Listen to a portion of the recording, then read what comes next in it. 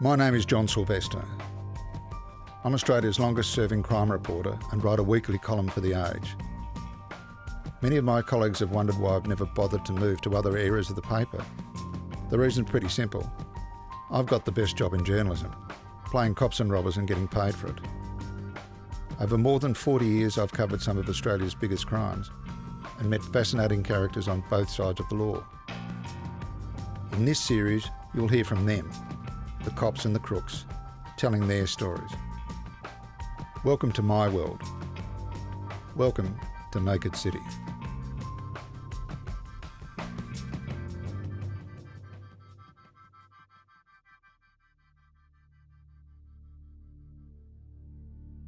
It was a war fought in Melbourne streets that left 3 suspects dead, 2 patrol officers murdered, and led a respected investigator to take his own life. Constable Damien Eyre was just 20, Stephen Tynan 22, when they were gunned down in Walsh Street, South Yarra. It was an act of revenge, an act of bastardry, an act of cowardice, and an act of cold-blooded murder. The double murder was a direct payback for the death of armed robber Graeme Jensen, shot by police in an attempted arrest just 13 hours earlier. Senior Detective Len Saunders said that Jensen had aimed his weapon directly at him. He said, "I believed I was going to be shot." Police had already received intelligence that one gang of crooks believed the armed robbery squad was deliberately killing known bandits, and they created the so-called 2-for-1 pact. If cops killed one of theirs, they would kill 2 of them. Shoot 2 maggots for every one of us that get killed, and that was the way they referred to the police. Immediately, my first thought was, this is a payback. I have no doubt in my mind. Over the next 2 episodes, we will dissect the Walsh Street murders, beginning with the events that led to the ambush and concluding with the investigation that would change the Victoria Police forever.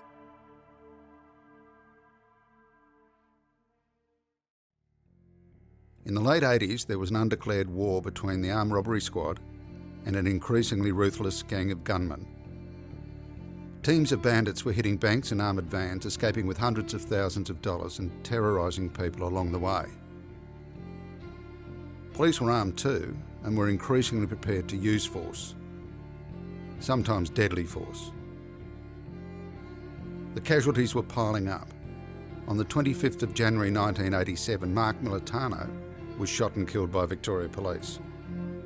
In June that same year, Frankie Velastra was also shot dead. The death toll in Victoria was higher than anywhere else in Australia, and numbers peaked in the early 1990s. After studying each case, police knew they had to change. Former Chief Commissioner Neil Comrie explains. Well, the problem was that following a number of attacks on police, including the Walsh Street situation, the then Force Command had implemented a firearms training regime which was an American model, which certainly achieved one objective, and that was to better equip police to protect themselves by use of their firearm. However, the unintended consequences were that when the police actually drew their firearm and fired, they almost inevitably hit the target. And the fact of the matter was that firearms training program did not present other options to them.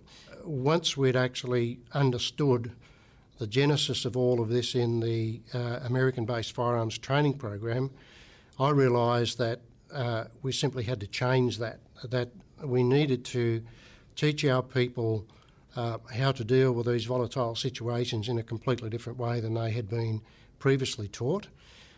So we required 8,500 operational members of Victoria Police to undergo a 2-week training program under the banner of Project Beacon. That's probably the largest single retraining program in Australasian police history. And the effect of that was significant. From that point of time on, the deaths and injuries resulting from these events significantly reduced, and we I think over time inculcated a new culture into the force about how we should deal with such matters. Before Project Beacon, police and criminals were often in deadly conflicts. In the 1980s, there were several armed robbery gangs. One was known as the Flemington Crew.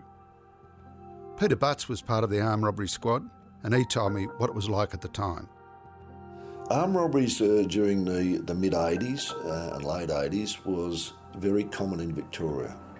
It wasn't a case of a robbery occurring every day, but you would be fairly confident that 1 to 2, maybe 3 a week were occurring. And that was not just on milk bars and smaller places. That included banks and armoured guard vehicles and very serious, dangerous scenarios.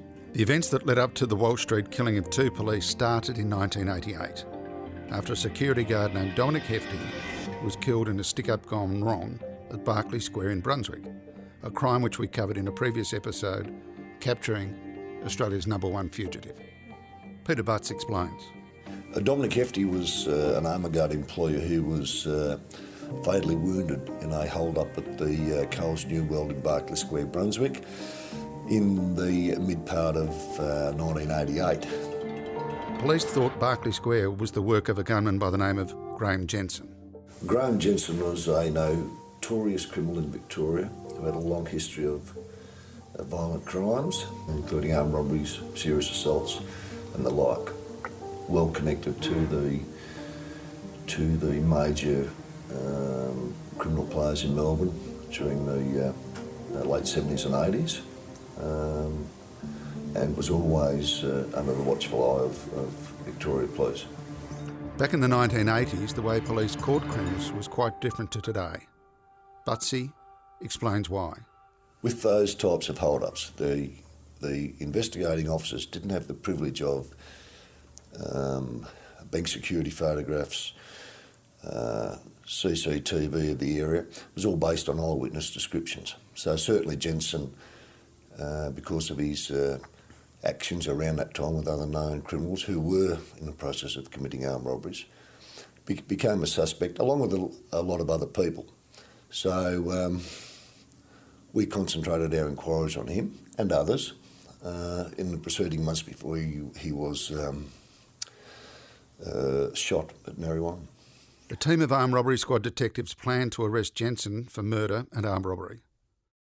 After deciding they had their man, the armed robbery squad set about bringing him in. Several plans were considered and discarded before they decided to use a precision mobile intercept. Well, that was the plan. We'd had some information about Graeme Jensen cohabitating with a Sandra Foray, and we had an address for Sandra in the Narre Warren area. And because of a number of inquiries that had been conducted and completed at the armed robbery squad in those days by a number of investigating detectives, the decision was made, again for a number of reasons, to bring Graeme Jensen in and question him in regards to the murder of Dominic Hefty. Accordingly, a plan was made to firstly locate him with Sandra 4, or at the address, which we did. A team of armed robbery squad detectives were put together for the task. The team on the day with the Jensen arrest consisted of 3 cars of armed robbery squad detectives and anything up to 6 or 7 cars and other units by the surveillance team engaged or employed by Victoria Police. So across the board, the 3 cars were unmarked detective cars, and there are a number of other vehicles of various descriptions. When he'd left the residence, there was a concern he was going to the school, wasn't there? Well, at the time of the day when Graeme left the residence of Sandra Fours, it was around the 3 o'clock mark from recollection. Now, we'd previously seen that vehicle he was travelling in travelled to the Catholic school around the corner. It was always a concern that, given the day, the time of day, that the vehicle may well have been proceeding to that Catholic school area. Yes, so he stopped at the small shopping centre. It was an opportune time at that stage to conduct the intercept. The plan was to use 3 cars to box Jensen in when he left home. The trouble was the third car was delayed by traffic. We had taken up a position in the armed robbery squad vehicles in a private residence which had a very long driveway. And to come out onto the main road, the first two cars seemed to get onto a web street without much interference at all. By the time I was exiting the driveway, there was a passing vehicle which I had to stop to give way to, otherwise the risk of us having a collision would have been threefold, I think. This hold-up was crucial because it meant that Butts, who was driving the third armed robbery squad car, was 3 seconds late. The plan was to, once we'd identified that it was Jensen, that the two of the armed robbery squad cars would proceed into the car park and cover each side of the car, and my role was simply to follow up at the rear to avoid any escape. But your car went past Jensen's, correct? When it pulled up at the rear of Jensen, it was travelling too fast and slid on the gravel at the Narre Warren shopping strip. As my car entered the car park, Jensen was already in reverse mode, and the gravel driveway and the speed and those things that can happen in those car park areas put us in a situation where applying the brakes meant the car drifted sideways. His car was drifting the opposite direction as well, so we actually crossed paths, one in reverse, one going forward. By this time, some of the armed robbery squad had got out of their cars as Jensen was trying to make a getaway in his car. The detectives were already out of the vehicles, yeah, by the time I'd got into the car park. It had all well and truly been happening before I even entered the car park area.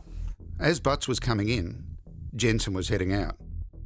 Senior Detective Glenn Saunders explained what happened in a police reconstruction that took place the day after Jensen was shot. The car went out to the driveway. I may have been up another metre or so. He did a half, still in reverse and at speed. What happened next has been the source of conjecture and ongoing controversy. Senior Detective Glenn Saunders said that Jensen had aimed his weapon directly at him. He said, "I believed I was going to be shot." But as Jensen was backing out of the car park, one police officer shouted that he had a gun. I ran up to the door. I was just in front of it. I had my police service revolver out. I pointed it at the occupant of the car and I said, "Police, stop." At that particular time, I saw what appeared to me to be a sawn-off firearm produced from his lap area. It swung around and was pointed directly at me. I yelled at that time, he's got a fucking gun. At that particular time, I thought I was going to be shot. And that led police officer Robert Hill to fire. Senior Detective Robert Hill fired 2 shots into the car from a pump-action shotgun. Detective Hill said he believed his colleague Saunders was in Jensen's line of fire. Here's Senior Detective Robert Hill from the same police reconstruction describing what happened. I recall Saunders on my right. I focused on the driver. He was leaning over on purpose, but he was laying into the inside of the car, and in his right hand I saw what I believed to be a sawn-off firearm, handgun. Well, he had it up in the air and laying over, and as he moved backwards, I believe Saunders firstly was in his line of fire. And what did you do then? Well, at that stage I discharged one shot from the shotgun. Well, I directly aimed at the driver of the vehicle. I should add there that this car's continued back, and then that firearm was pointing at me. It was still pointing at you when you fired the second shot? Well, I don't know, but I remember seeing the thing, looking at me. In a matter of seconds, Graeme Jensen was dead. To be honest, since it's transpired, I've been sick in the stomach. I wish it just never happened, but circumstances were that I was placed in a position where I acted, I believe. I had no choice. I had to fire the weapon. It was either him or me. So why did he reverse and try and escape? Perhaps he feared he was going to be shot. Peter Butts talked about how he felt in the moment he knew the planned arrest had gone horribly wrong.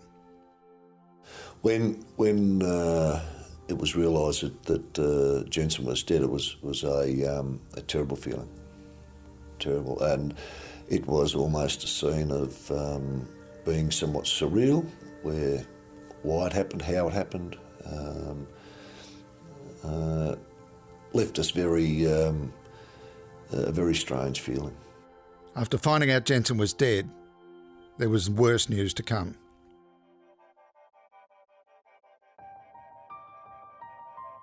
If you like this podcast, subscribe and rate it. Very highly, obviously. Tell your friends. They'll love you for it.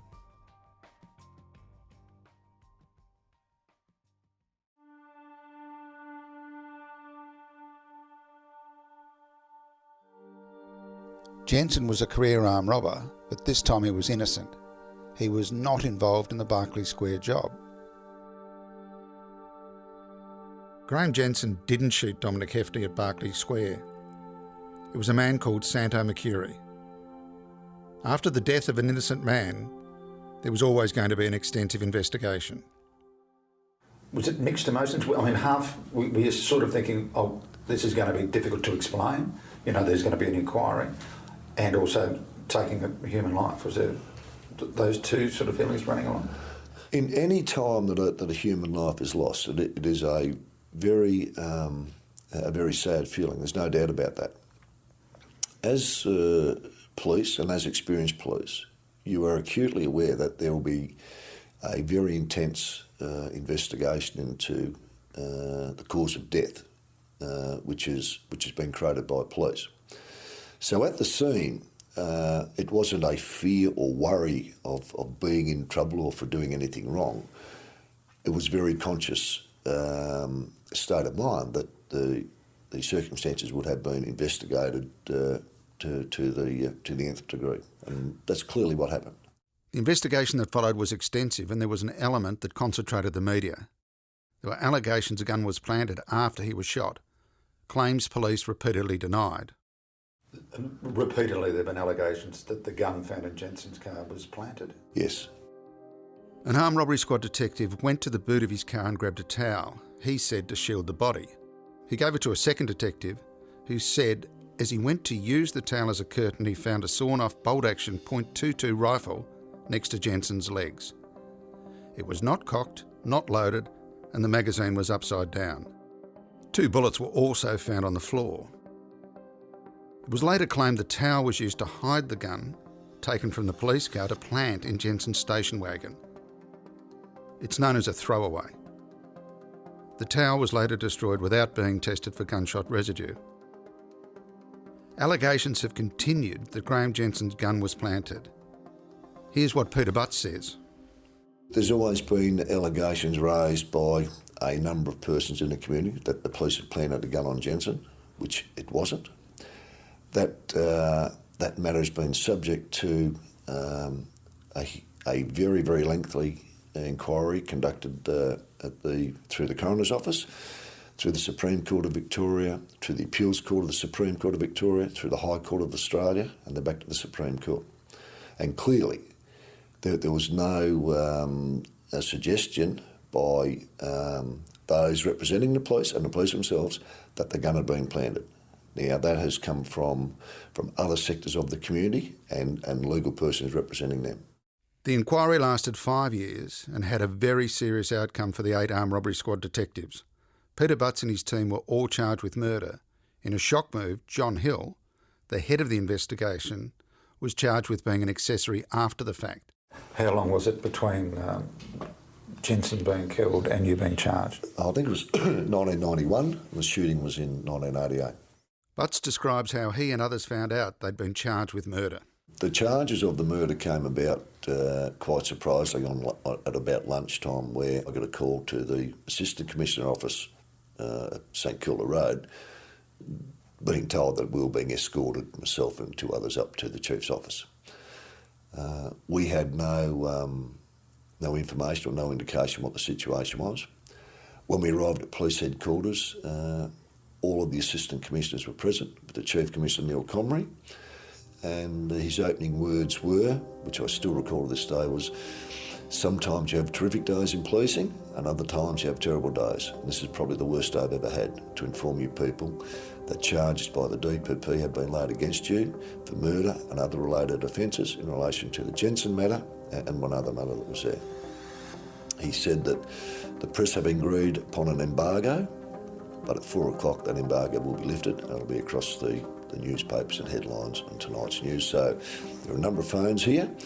We want you to contact your relatives and just forewarn them that this is about to happen. And that's what happened. And then we made the phone calls, and then we were handed charge sheets that had been delivered to the Chief Commissioner's office, and it was just an informal meeting there.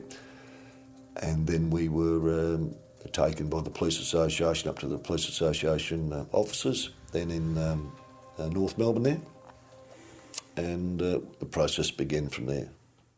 The Police Commissioner at the time, Neil Comrie, was filthy the murder charges were laid, believing there was insufficient evidence. He always thought the charges were shaky.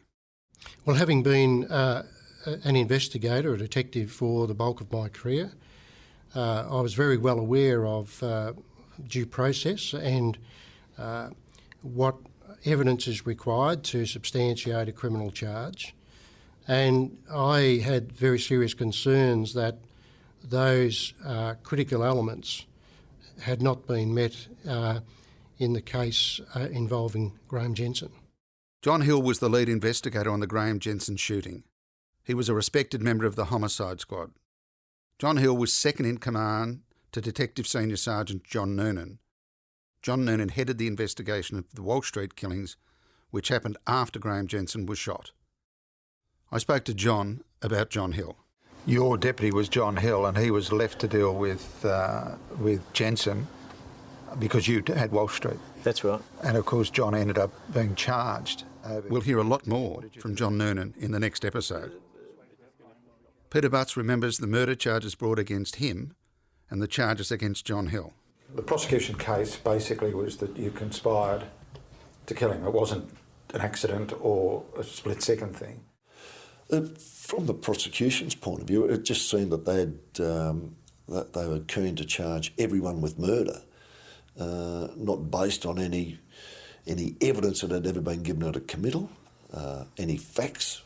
I'd find it extraordinarily difficult from both sides of the legal bench that anyone would think that 9 of us sat down the armed robbery squad to plan a murder of a fellow in broad daylight at 3 o'clock in the afternoon, let alone plan any murder full stop. But the situation surrounding this, I mean, for example, one member was his first day at the armed robbery squad, and a detective sergeant.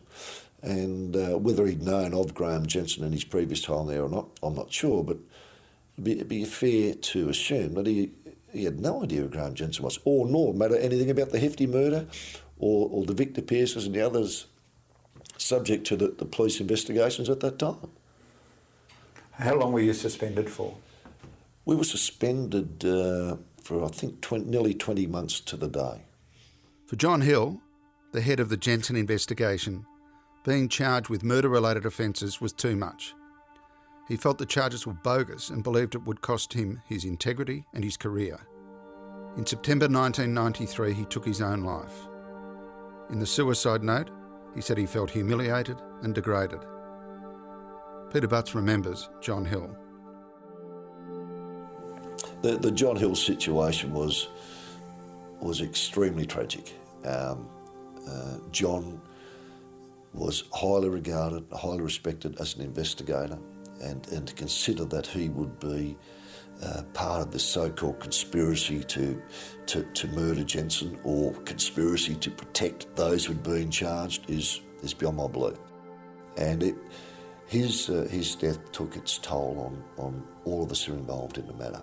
And I just think that John found it difficult to accept that he'd been accused of something clearly that he hadn't done. And overall it affected his reputation and future appearances in court. And indeed it did with me.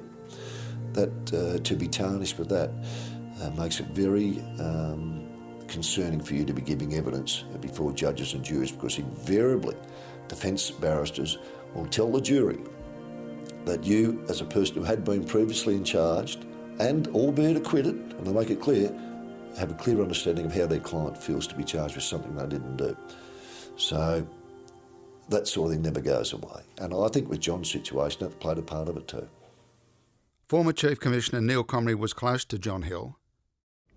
By the time you were Chief Commissioner, a series of members were in fact themselves charged with criminal offences. One of those was a friend in John Hill. Talk us through sort of the conflict that you had as Chief Commissioner and to see what was happening to a mate like Hill. Well, again, a very challenging set of circumstances, but I always operate on the basis that you're innocent until proven guilty. The fact that members had been charged with the death of Graeme Jensen in itself was not something that I should rely on absolutely as the outcome. They were entitled to be dealt with through the criminal proceedings the same as anyone else. Unfortunately, with the death of John Hill, that was a tragic interruption to that whole process, and I know that all of those involved and every member of the force was completely devastated by John Hill's death. Can you give me your recollections of John Hill's funeral, because you went to that funeral? Yes, well, certainly one of the largest animation pact funerals I think that I've ever attended in my whole life. I recall the church in Collins Street, and John Hill enjoyed a tremendous reputation in the force for his dedication and his professionalism, and the fact that he'd taken his life because he felt that his whole credibility and professional standing had been questioned by the system, I think really stirred up a lot of emotion in the members of the force. There was a very large attendance at the funeral, and following the funeral the crowd gathered on the streets of Collins Street, and it was just one of those dramatic and memorable moments that sticks in my mind. And you, from memory, actually stood with some of the other police who'd been charged? Yes, I did, and I think one of the things that sadly has often been overlooked in all of this is we talk about the police and what they've done and the impact on others of what they've done. Not a lot of attention was given to the impact on the police themselves.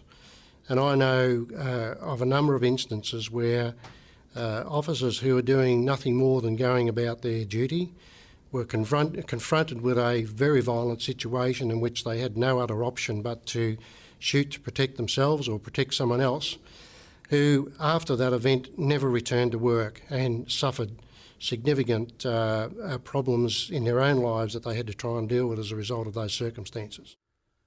The death of Graeme Jensen was a tragedy. He may have been a serious crook, but he was entirely innocent of the Dominic Hefty murder, which was the reason for his attempted arrest in Narre Warren in the first place. But the consequences of the Jensen shooting would change the Victoria Police forever. Jensen's team, the notorious Flemington Crew, vowed revenge, and 13 hours later struck by killing 2 young police in a cold-blooded ambush. The 2 members are from the Paran van. There are no other members missing. Just to clarify that, the ambulance has arrived, and both members look pretty bad. In a payback mission, 2 young police officers, Stephen Tynan and Damien Eyre, were shot at point-blank range in Walsh Street, South Yarra. Immediately, my first thought was, this is a payback. I have no doubt in my mind that that was a payback for Jensen shooting. Be sure to listen to the second part of this podcast where we cover the terrible events of that day, the investigation and the confession. And for the first time, the family of one of the men acquitted of the double murder says he's guilty as sin.